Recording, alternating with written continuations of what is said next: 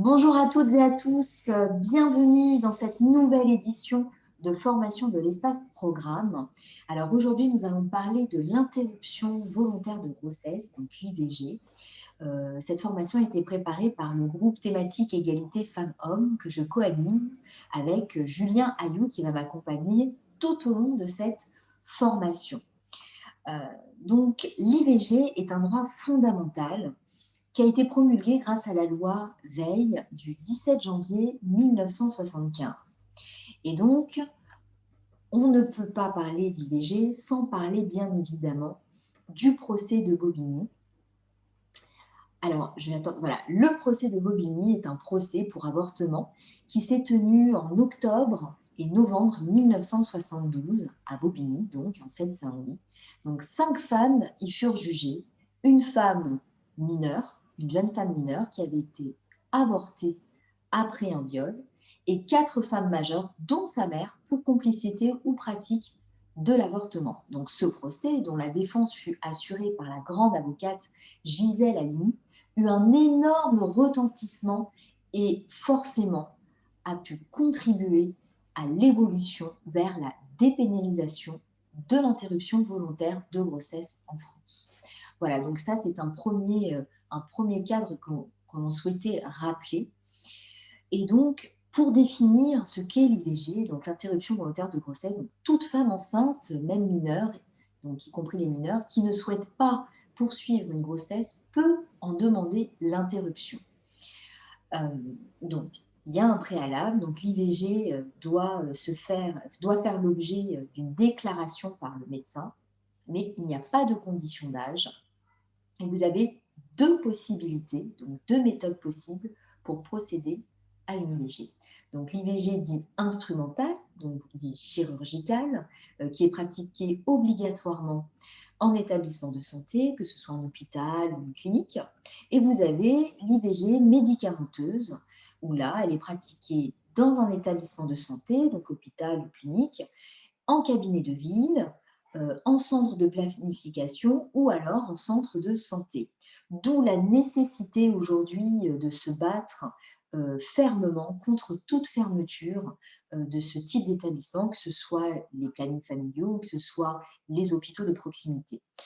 On peut parler de délai. Donc, quand on parle de délai, il est dit que l'IVG chirurgicale peut être pratiquée jusqu'à la fin de la 12e semaine de grossesse et l'IVG médicamenteuse est pratiquée jusqu'à la fin de la 5e semaine de grossesse, donc en établissement de santé et peut être prolongée jusqu'à la 7e semaine de grossesse. Donc, vous le savez, il y a une possibilité jusqu'à la 7e semaine de grossesse par rapport à l'urgence sanitaire de la Covid. Donc, deux consultations obligatoires, car ce sont les étapes à respecter pour une IVG. Première consultation avec un médecin ou une sage-femme de votre choix. Et la deuxième consultation pour confirmer, bien évidemment, votre choix. Alors, aujourd'hui, force est de constater que la prise en charge est à 100% par la sécurité sociale. Et après l'intervention, une visite de contrôle doit intervenir entre le 14e et le 21e jour suivant l'IVG.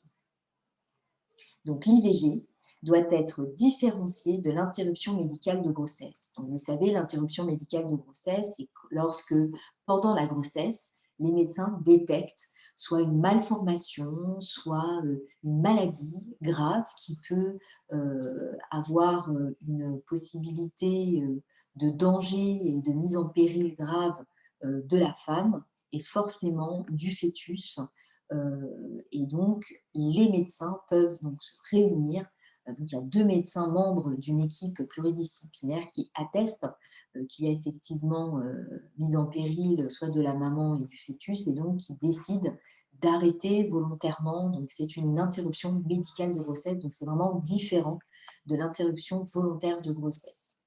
Donc, quand on a dit ça, donc là, on a posé le cadre de ce qu'est l'IVG. Et aujourd'hui, on va quand même se préoccuper de l'IVG, de la précarité qui, pour nous, est en corrélation. Comme vous le savez, aujourd'hui, 10 millions de personnes sont en situation de grande précarité en France.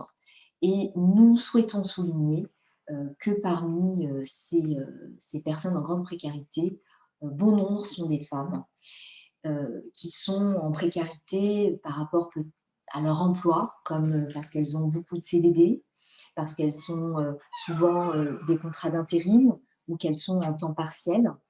Et donc, il y a aussi donc la situation familiale qui fait que 85% des familles monoparentales donc, sont des femmes seules.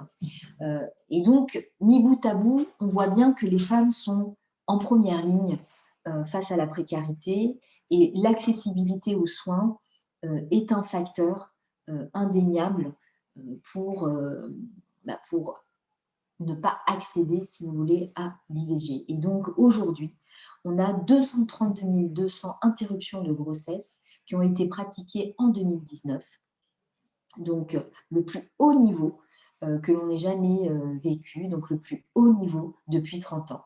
Donc l'Observatoire régional de santé de l'Île-de-France a publié une étude qui est consacrée donc aux grossesses non prévues dans la région et elle a identifié 6 facteurs à risque, comme par exemple le jeune âge, donc entre 20 et 29 ans, ou alors vous avez le renoncement à des soins au cours de l'année précédente pour des raisons financières, ou vous avez l'absence de structure, hein, c'est ce qu'on disait tout à l'heure, donc l'absence de structure de soins qui pratiquent donc l'IVG, que ce soit les plannings familiaux, que ce soit les hôpitaux de proximité. Vous avez aussi la difficulté à se payer une contraception, et ça on le voit généralement chez les jeunes filles. Vous avez également la difficulté à se projeter lorsque on est en situation de précarité, donc ça je venais de le dire, que ce soit par le biais de l'emploi ou par le logement ou l'environnement social. Donc, tous ces facteurs font que l'IVG et la précarité sont en corrélation, ce qui fait que nous devons proposer, et c'est ce qu'on va faire tout à l'heure, on va donner les propositions de la France insoumise pour pallier à cette problématique, car toutes les femmes qui le souhaitent doivent accéder à l'interruption volontaire de grossesse. Et donc, je vais maintenant laisser Julien continuer sur un autre thème lié à l'IVG, et là plus particulièrement au niveau international et européen. Oui, merci Sabrina. Bonjour à toutes et tous. On va du coup enchaîner sur un panorama de la situation, que ce soit à l'échelle mondiale et plus particulièrement en Europe juste après. Donc, on vous a mis un petit panorama du globe, en fait, pour voir l'état de l'IVG dans le monde. Alors, comme vous voyez sur la légende qui est à droite, en bleu, c'est lorsque l'avortement est légal sur demande. Donc, pas besoin de justificatif, il suffit d'en faire la demande, même si, comme l'a dit Sabrina auparavant, il peut y avoir des questions de délai, notamment, qui peuvent entrer en ligne de compte. Nous, à la France Insoumise, ce qu'on aimerait idéalement, c'est que la carte soit totalement bleue pour que toutes les femmes puissent disposer de leur corps comme elles le souhaitent, et donc que l'avortement soit légal sur simple demande de partout. Ce qu'on peut voir sur notre carte ici, c'est déjà, dans un premier temps, une dichotomie entre le nord et le sud, avec quand même beaucoup de bleu sur la partie nord de l'hémisphère, tandis qu'il y a des dégradés qui tendent plus vers le jaune, le rose et un peu le rouge dans les pays du Sud, donc qui correspondent évidemment à la légende qui est sur votre droite. Et par exemple, on peut voir que dans le monde, il y a le Nicaragua ou le Honduras qui interdisent totalement l'IVG, où il y a également l'Abkhazie, juste à côté de la Géorgie, qui l'interdit, qui est finalement assez proche de nous. Donc voilà un peu un panorama. Après, vous pouvez très bien voir également que dans l'Amérique latine, il y a quand même des pays qui ont autorisé l'avortement sur simple demande. En Afrique du Sud également. Et puis en Australie, dernièrement également, il y a eu une volonté quand même de revenir sur cette demande forte faite par les femmes et les féministes, de faire en sorte que l'avortement soit légal sur simple demande. Lorsqu'on zoome un petit peu sur, ce qui, intéresse principalement, notre pays et notre continent, sur l'Europe donc, on peut voir qu'il y a quand même, la majorité des pays qui sont en bleu, donc où l'avortement est légal sur simple demande. Par contre, eh ben, vous pouvez voir qu'au Royaume-Uni ou en Finlande, l'avortement est, légal, mais seulement en cas de viol, de risque pour la vie de la mère, des maladies mentales, des facteurs socio-économiques ou malformations fœtales. Donc il y a quand même une assez large gamme de cas où les femmes peuvent avoir recours à l'avortement, mais il faut quand même qu'elles justifient d'une raison pour y avoir recours. Donc il y a quand même un petit truc qui est gênant évidemment pour nous, dans notre formation politique, parce que nous, on voudrait que les femmes n'aient pas à se justifier de pouvoir, avoir recours à l'avortement, de pouvoir disposer de leur corps comme elles le souhaitent. Donc même dans des pays qui sont quand même proches de nous, des pays développés et qui des pays qui ont un budget quand même, important, et ben, parfois l'avortement, est légal sous simples conditions. Évidemment, on peut voir les petits points, par exemple, rouge, orange ou jaune qui sont sur la carte, donc avec notamment Andorre, Monaco, le Vatican, qui sont des endroits particulièrement problématiques au niveau de l'avortement. Et puis, comment ne pas mentionner, le pays d'Europe centrale en jaune sur la carte qui prend beaucoup de place, qui est la Pologne, où du coup, l'actualité récente nous a encore montré que, c'était un pays où l'avortement, c'était vraiment, un gros point de clivant et où le gouvernement en place, réactionnaire, remet en cause de plus en plus, le droit, et l'accès à l'IVG.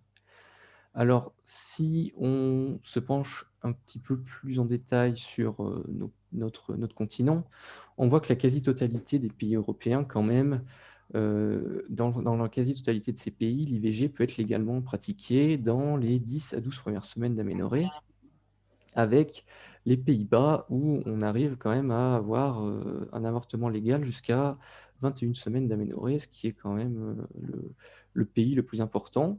Il faut également savoir que, de manière plus générale, dans d'autres pays du monde, notamment, je crois que c'est au Québec, enfin du coup c'est pas un pays, dans d'autres, régions du monde, il y a des endroits où il y a pas de durée légale, où les femmes peuvent avorter, jusque plusieurs, mois de grossesse, et la plupart des femmes font quand même les choses, dans les premiers mois de celle-ci, ce qui montre bien qu'elles savent prendre les choses comme il faut et ne pas non plus, arriver trop loin dans leur grossesse avant d'avorter. Donc il y a pas de raison vraiment, autre que morale et légale pour forcer les femmes à choisir dans les premières semaines d'aménorrhée.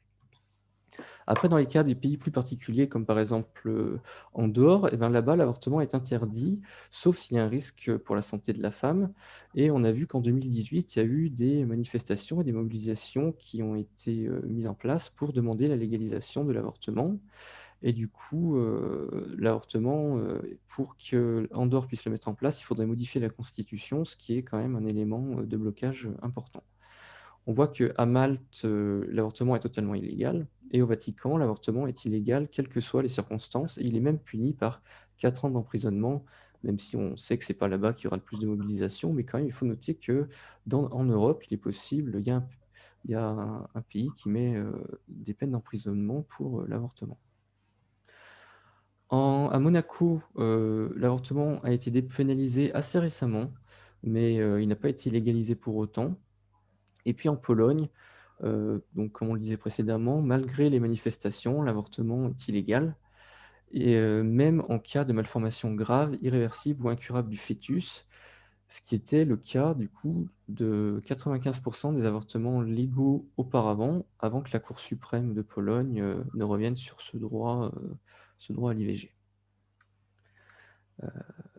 On voit également que dans les institutions européennes, la Cour européenne des droits de l'homme reste silencieuse sur le statut de l'être humain avant sa naissance et en conséquence ne reconnaît pas de droit à l'avortement ni ne s'y oppose. Donc clairement, on voit que la Cour européenne, elle ne prend pas vraiment parti, elle ne s'implique pas dans les décisions des États membres, elle dit qu'elle est finalement ni pour ni contre et puis elle laisse, les pays décider, mais du coup, elle laisse aussi les femmes dans des situations complexes qui souhaiteraient avorter mais n'y auraient pas droit dans leur pays, eh ben, les abandonne un petit peu à leur sort. Donc de manière générale, ce qu'on peut voir, c'est que l'avortement, c'est un droit assez récent finalement, pour les femmes, qui n'est pas totalement acquis pour toutes et toutes, ni dans le monde, ni dans l'Europe d'ailleurs, et que des pays légifèrent toujours dessus de manière positive en ouvrant de plus en plus des droits, mais également, comme on l'a vu encore récemment avec la Pologne justement, reviennent parfois, donc légifèrent de manière négative avec un recul des droits des femmes, donc reviennent sur les droits qu'avaient les femmes auparavant. J'irai pas jusqu'à dire les droits acquis, parce que justement, ils ne sont pas acquis, vu que les États réactionnaires reviennent dessus, mais en tout cas, les droits que les femmes, de longue lutte, étaient arrivées à obtenir, quoi. Quatrième point de notre formation, les remises en question du droit à l'IVG. Alors, ces remises en question, elles peuvent avoir plusieurs formes. Et en France, on a un délit d'entrave à l'IVG, qui est maintenant même un délit d'entrave sur internet. Si on entrave le droit à l'IVG sur internet, on peut être puni. Et ce délit d'entrave, si on le commet, il il on peut être puni de 2 ans d'emprisonnement et de 30 000 € d'amende. Alors, ces manières d'entraver l'IVG, il y a plusieurs groupes qui peuvent les utiliser. Alors, on a les méthodes qui existent et proviennent de réactionnaires militants, parfois ceux qui se nomment les masculinistes, donc en opposition aux féministes, qui seraient là pour défendre les droits des hommes, mais qui bien souvent, en fait, sont là pour réduire les droits des femmes. Et donc, on sait qu'il y a plusieurs de ces groupes ou groupuscules réactionnaires, souvent religieux, qui se mobilisent contre le droit à l'IVG, avec par exemple des sites internet qui sont créés pour que les femmes qui s'interrogent sur l'avenir de leur grossesse aillent sur ces sites et que à ce moment-là, elles se fassent attraper par des manipulateurs, des manipulatrices qui les orientent et bien souvent évidemment les dissuadent d'avoir recours à l'IVG, au moins jusqu'à l'expiration du délai légal, pour que finalement elles soient obligées d'aller au bout de leur grossesse, même si à l'origine elles venaient les voir parce qu'elles simplement elles s'interrogeaient sur leur avenir au terme leur avenir leur avenir concernant leur grossesse. Je vais y arriver. Mais cette idée, elle est également très présente, par exemple, dans les institutions, avec le SYNGOF, le syndicat des gynécologues obstétriciens de France, qui a son président, Bertrand de Rochambeau, qui avait dit en 2018 qu'il avait assimilé l'IVG au meurtre. Donc, on voit que même chez les médecins, eh ben, il y a des réactionnaires qui existent et qui font de gros dégâts. Dans les arguments utilisés en général par l'une ou l'autre de ces catégories qui font un délit d'entrave à l'IVG, il y a ce qu'on appelle le droit du père, donc qui considérerait que le père finalement aurait un regard sur le corps de la femme enceinte, et du coup aurait le droit de dire, bah voilà, tu es enceinte, du coup je suis à moitié dans le génome du fœtus, donc j'ai le droit de décider ce qu'on en fait. Évidemment, ce droit, nous paraît, nous, totalement farfelu et pose de gros problèmes à la fois, en termes de droit, étant donné qu'il faudrait que, une tierce personne ait le droit sur une personne, une femme finalement qui, devrait pouvoir disposer de son corps de toute manière, qu'elle le souhaite. Et puis évidemment des problèmes moraux parce qu'on ne peut pas, accepter nous que, un homme décide de ce qu'une femme doit faire de son corps, quoi. C'est complètement, aberrant. L'autre, argument utilisé, c'est souvent, le droit, du fœtus. Donc le droit du fœtus, ils considèrent, ces gens-là, que le fœtus aurait finalement, il y aurait une nécessité à le défendre et puis que même s'il n'est pas encore né, il faudrait quand même défendre, sa future vie et qu'il faudrait la protéger jusqu'à ce qu'il naisse et puis qu'il ait une personnalité, légale qu'il faille défendre. Donc ça également, ça paraît, absolument aberrant étant donné que ce droit du fœtus, il faudrait qu'il puisse être exercé par quelqu'un d'autre tant que le fœtus n'est pas né forcément, de manière légale, et donc soit il faudrait donner ce droit à, la femme qui est enceinte, mais du coup, elle pourrait se retrouver en contradiction avec ses propres droits à elle. Par exemple, s'il fallait faire une intervention pour sauver la vie du fœtus, mais qui pourrait mettre, la vie de la femme en danger, eh ben, elle devrait choisir entre sa propre vie et celle du fœtus, donc c'est totalement, impossible. Et puis si le droit du fœtus, on donnait, la possibilité légale d'agir, sur le corps de la femme par rapport au fœtus, si on donnait cette possibilité au père, eh ben, on retomberait finalement dans le cas précédent, le droit du père, où celui-ci, pourrait exercer, une emprise finalement sur le corps de la femme, ce qui est évidemment totalement, contre ce que nous on défend et totalement, immoral également.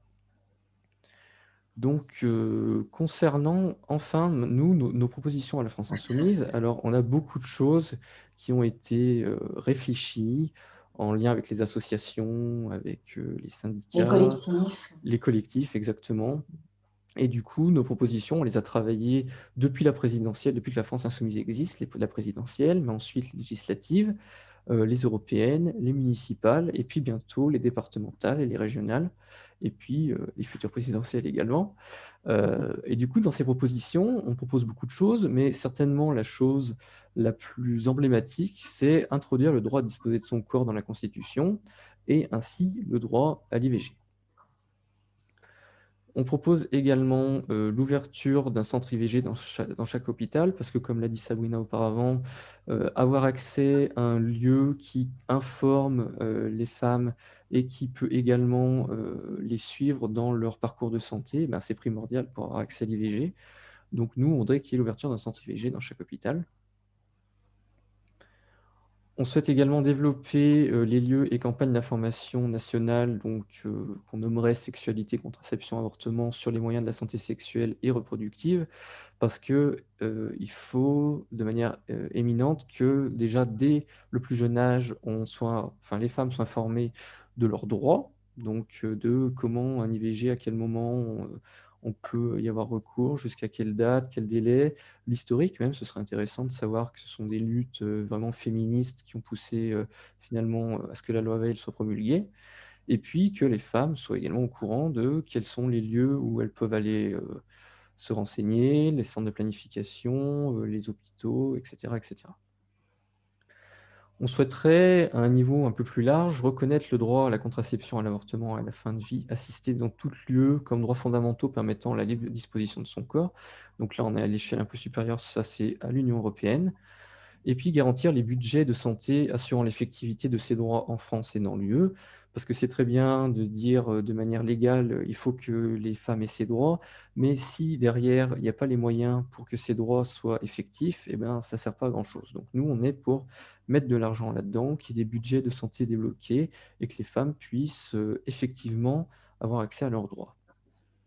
Et puis la dernière chose, nous, on voudrait la fin de la double clause de conscience parce que les médecins d'office, ils ont une clause de conscience en tant que médecins, mais il y a eu une concession qui a été faite lors de la loi Veil pour qu'il y ait une autre clause de conscience qui s'applique particulièrement à l'IVG.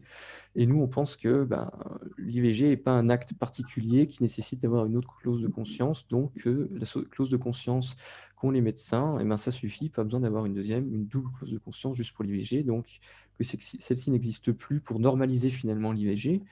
Et puis vérifier que le travail de redirection des patientes soit bien fait, c'est-à-dire que si une femme se présente devant un médecin, une sage-femme ou un gynécologue obstétricien et demande à avoir recours à l'IVG, eh ben, celui-ci est légalement obligé, s'il souhaite faire jouer sa clause de conscience parce qu'il ne souhaite pas pratiquer l'IVG, il est obligé d'orienter une femme vers un confrère ou une consoeur qui pratique l'IVG. Donc, il faut vraiment que ce droit soit respecté pour que les femmes, même si elles se présentent devant un médecin, soit qu'elles ne connaissent pas, soit qu'elles savent que celui-ci ne leur donnera pas accès à l'IVG, eh ben, qu'elles soient orientées pour pouvoir suivre le parcours de soins nécessaire et qu'elles souhaitent mettre en place pour mettre un terme à leur grossesse.